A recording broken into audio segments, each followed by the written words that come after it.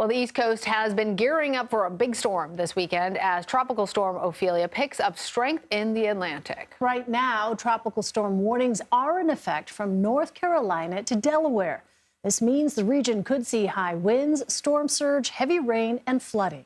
Senior weather and climate producer David Parkinson is tracking the storm and all the latest for us. David, what can you tell us? Yeah, so the big change since the last time I saw you was that this is now Tropical Storm Ophelia.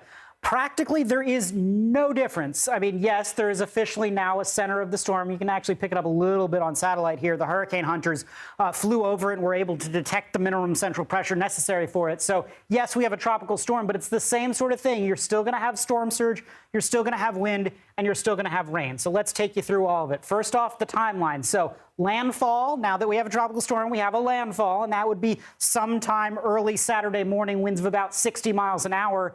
By the time we get to Saturday evening, it's into Virginia, and then it really kind of slows down and sputters out as you get into your day on Sunday, and it does certainly weaken. But there's going to be a lot of rain associated with this. Take a look at how much rain that we're dealing with, and some of the heaviest rainfall areas include this area of potentially 6 inches of rain just to the east of the Research Triangle in North Carolina. In Virginia, around Richmond, you could be seeing about 4 or 5 inches of rain there. Washington, D.C., which, by the way, definitely needs rain, is about 2 inches. And then even as you go up into the New York metro area, this is a good swath of 3-4 inches of rain potentially in the Garden State on up into portions of southern New England. Massachusetts does not need any more rain, and they are on tap to at least see some. In terms of coastal impacts, yes, you've got the giant waves, 5 to 10 feet. That is one concern. But the larger concern is take a look at the wind direction here. All of this water is now being pushed inland into places like the Albemarle Sound, like the Pamlico Sound and River. And that area is going to be seeing potentially 3 to 5 feet of storm surge.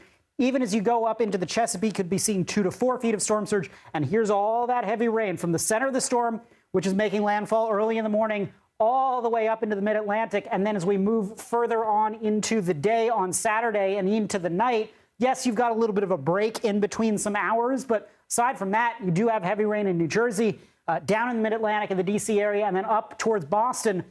And then even as you go to Sunday, the rain actually picks back up overnight and then finally clears out. But you can see, again, all of that wind until the storm is up here by Philly. It is pushing all that water into the coast. So it's a Saturday high tide that is going to be your worst high tide cycle. And then take a look at the wind gusts. I mean, these are really impressive. You're looking at 50, 60 mile an hour wind gusts along the Jersey Shore up into Long Island as well. And into New York City, 30, 40 mile an hour wind gusts. D.C. earlier in the day. So this is Sunday. This is well after the storm is weakened. You're still seeing that. But Saturday, you've got it up and down the Northeast corridor. If you are flying, expect delays and cancellations. It is going to be a messy, nasty one for the second consecutive weekend. But this one might be sneaking up on people. It's probably going to be worse than Lee in terms of the impacts to everyone on the East Coast. All right, I have my boots ready. All right. David Parkinson, thank you. Thanks, guys.